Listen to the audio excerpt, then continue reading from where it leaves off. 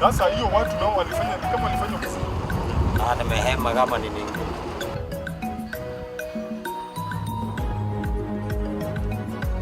Ilikuwa Friday tarehe 15. Kwanza tulipatana na Deno kitu saa 5 ya asubuhi akiwa kwa barabara hapo karibu na Glory. Sasa hapo ndio tulikaa naye tukipiga story. Nikamwacha hapo kitu saa 7. Ikifika kitu saa 11 na 19 hivi akanipigia simu akiniuliza mali niko. Nikamwambia niko Airways chini, na nikamuuliza wewe uko wapi? Akaniambia hata yako Airways mali kuna crusade. Mimi nikatoka tu mali nilikuwa nikakuja hapo street kuangalia kando kando, nikamuona mali amekaa kando ya barabara. Kufika hapo akaniambia ngoja kidogo nimalizane na simu nyingine hapa alafu tuende. Mimi nikapaki pikipiki nikaenda nikakaa karibu na yeye. Kakaa hapo akiongea na simu kitu dakika 10 hivi. Mimi nikastukia tu watu wawili wametoka mahali tulikuwa tumekaa kando yangu. Wakatusalimia. Bila walitusalimia, Deno vile aliwaangalia kwa uso, akaangalia chini. Angalia chini, hiyo dakika. Watu wengine wakakuja na pikipiki. Mtu wa pikipiki na watu wawili. Sasa watu wawili wale waliruka kwa pikipiki, waliruka wakitoa panga. Kutoa panga wakauliza Deno, "Buda rada." Deno kujaribu kuamuka hivi, wakamshika. Wakang'ang'ania hapo kitu dakika kama 3 hivi. Deno akachomoka mbio. Chomoka mbio ndio wakaanza kumfuata mbio, wakaanza kumkata. Mimi ilibidi niruke kando sababu sikujua ni nini inaendelea. Nikaruka kando, nikajificha mahali. Sasa vile walitoka mbio, mimi pia nikatoka nikaanza kuwafuata. Sababu sasa Deno alikuwa ametoka mbio. Sasa hapo ndio walimkatakata, kufika hapo kwa bridge akaanguka. Kuanguka au watu wakachomoka mbio. Sasa mimi kufika hapo kaona ameanguka, nikamuita. Kumuita akainua mkono. Mimi nikateremka mali yako, nikaambia watu huyu jamaa namjua, nisaidieni tumtoe. Nikaokota simu yake ilikuwa hapo chini na kofia. Haya, watu walikubali, wakakuja hapo chini, wakasaidia mimi kumtoa hapo, tukamweka kwa barabara, tukitafuta gari. Hiyo harakati ya kutafuta gari, nikaona kuna jamaa wa Sienta. Alikuwa anapita na customers na ananijua, mimi namjua. Nikamuongelesha, akakubali, akashukisha watu. Ndio akageuka, tukaweka Deno kwa gari, tukampeleka health center asaidiwe. Utawala health center. Bila tulifika hapo Utawala health center, daktari alimwangalia akasema huyo hawezi, nimpeleke Mama Lucy. Hiyo harakati ya kumpeleka Mama Lucy, nikapigia rafiki yake anaitwa George. Nikamwambia George, Deno amekatwa na nilikuwa nimempeleka health center na akasema hawezi, nimpeleke Mama Lucy. George ndiye akaniambia usimpeleke Mama Lucy, mpeleke Roy Family. Sasa tulimpeleka Roy Family na huyu jamaa wa gari, watu wawili na yeye. Tukafika, hawa Roy Family wakamwangalia, wakamreceive, wakamfanyia first aid. Watu walisema hawa wanafanya tu first aid alafu wanamrefer kwa hiyo branch yao ya chini. Sasa walimrefer hapo. Kuenda hapo wakasema anapelekwa ICU. Before awekwe ICU, daktari alikuja akasema wanamfanyia CT scan wajue hiyo kitu imeingia na namna gani. Sasa mimi hiyo ilikuwa kitu saa 4. Na ndugu zake wawili ni watatu walikuwa hapo. Sasa daktari akasema next of kin ndugu yake aenda sign awekewe tube ile inafika kwa lungs imsaidie ku breathe. Vile brother yake alikuwa anaenda kusign, mimi pia nikamwambia wacha niende niandike report kwa polisi. Sasa mimi nilitoka hiyo harakati, brother yake alikuwa anaenda kusign awekewe tube.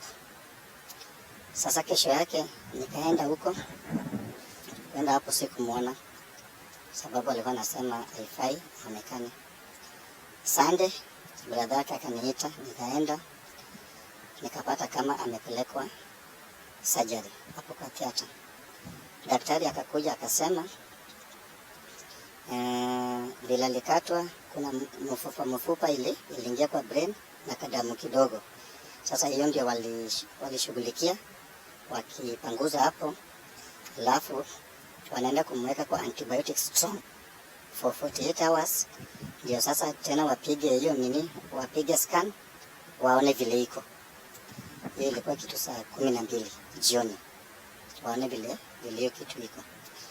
Sasa vile alisema hivyo, mimi pia sasa nikasema wacha hata mimi niende, sawa.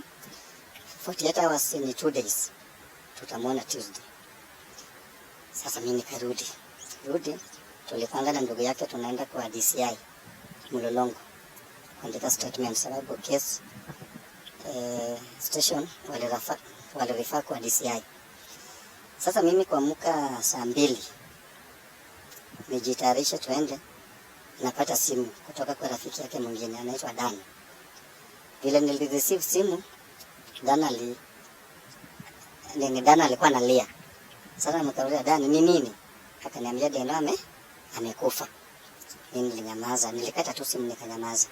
Nikakaa kidogo, nikatoka na pikipiki mpaka Royal Family, sababu nilikuwa nadhani amekufa saa hiyo.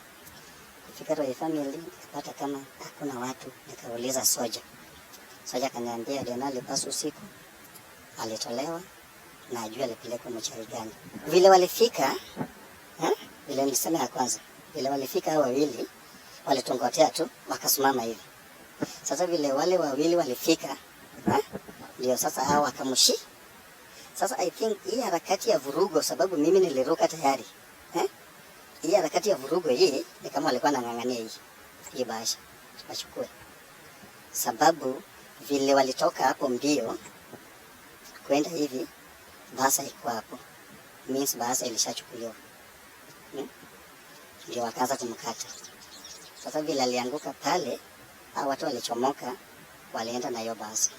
Najua nikikujua saa hii ukuje na nijue niko na issue na wewe, nikuangalie nikuone, nitatense. Means aliwajua na watu pia wanamjua. Kuna sura moja nilishika kwa hao watu wawili walifika. Kuna sura niliangalia hivi vizuri, ambaye akiletwa nitasema ni huyu. Na kando na hiyo sura, najua body ya mtu vile yako, vile ulimuona akiletwa, nasema huyu alikuwa. Hao watu hata vile walisema boda rada, walikuwa Wajaluo wote. Wale vile walishuka kwa pikipiki, wakaambia wale wenzao Makeura maka. Kwa hivyo walikuwa Jaluo wote. Inamaanisha watu walikuwa wamefuata huyu, ama walikuwa wameweka mtu wa kufuata. Akajua mali amekaa, akawaambia huyu amekaa mali fulani. Sababu najua mwenye unatafuta, mwenye ujui mali amekaa, huwezi enda hapo direct. Mara mingi anakujanga na gari. Akikuja bila gari, saa ingine ananiambia hebu niweke hapo Glory. Namweka hapo Glory. Na hapo Glory hardware. Namwekanga hapo. Sasa sijui kabisa anakujanga kwa shamba gani. Namwekanga tu hapo kwa barabara. Anatembea tu akienda.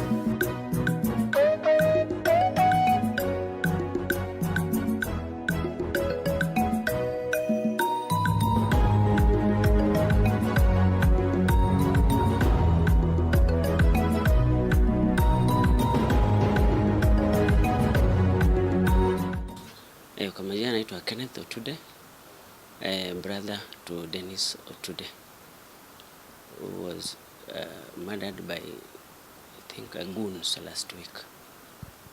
But I remember on Friday of last week, Dennis left his premises for work, wherever he works, only for us to receive a phone call at around 6 in the evening that he has been cut by goons along Githunguri Road. So my younger brother was called by a friend that Dennis was hurt.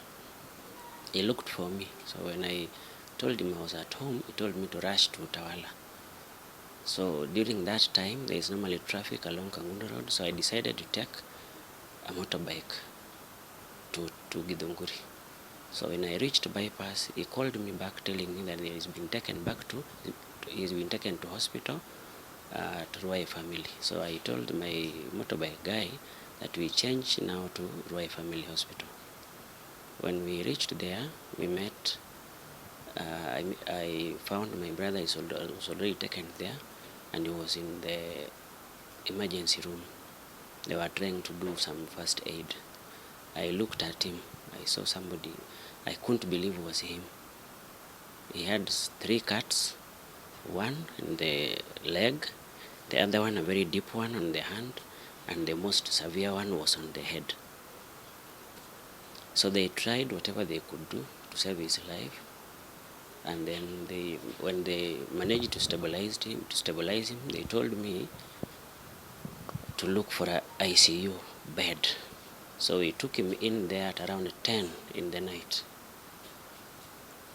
We did a CT scan.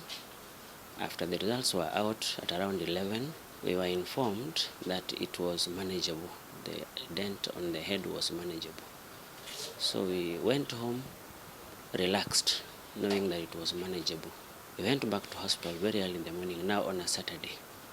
Found my brother is in ICU, still he was in a coma.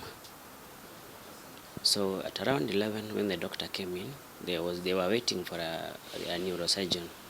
So when he came in at around 11, he told us to prepare, to look for blood, because according to him, he was to take my brother to theater the following morning, on Sunday at 7 in the morning. So we mobilized for blood.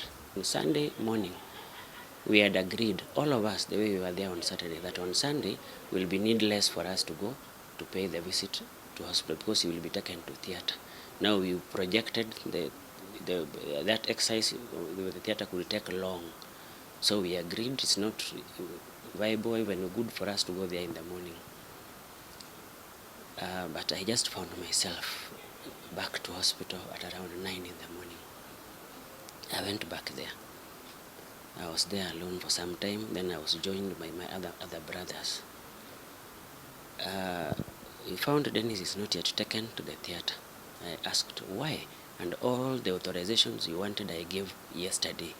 Why is it that he's still here? They told me the pressures were down. So he's on medication to increase pressure so that they could take him to the theater. That was done, and they boosted he was put on some drugs. They were able to boost the dosages to double the dosages to pump up the pressure. After about 30 or 40 minutes, they called me, told me the pressures are now up. Now we are preparing to take him where? To the theater. At 2, exactly at 2 p.m., he was taken to the theater. It took less than 2 hours. He was brought back. But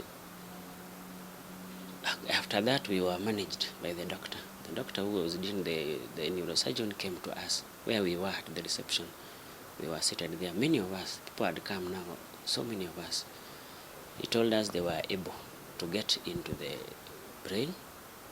They found some small particles of the bones on top of the brain. They were able to clean, and therefore they will put him on some antibiotic, on strong antibiotic that he'll use for the next 48 hours, that he'll be okay. See, we celebrated that it was quite a nice operation. So we stayed there. That report we were given some minutes to 4, up to around 8, just celebrating, because the hurdle that was there, we now passed that hurdle. It was the danger that was there. We confirmed by the doctor here is out of danger. So that mood we celebrated, and we ended up leaving there again at around 8:30 for home. Upon reaching home, it took me about 20 or so minutes. At around 9:30, a phone call from hospital. I was like, again, and we've just come from hospital. Now I didn't. Something hit me, telling me something could be wrong. So I picked the call. A lady called, tells me, I'm a sister from Ruai, I'm a nurse from Ruai Family Hospital, and your brother has developed a heart failure, and we are trying to resuscitate him. They came, we went to hospital, we found our brother dead. We've lost a brother as a family. That was our firstborn. It's hard for us to cope. I believe the police is doing something. We were told they took statements from the witness.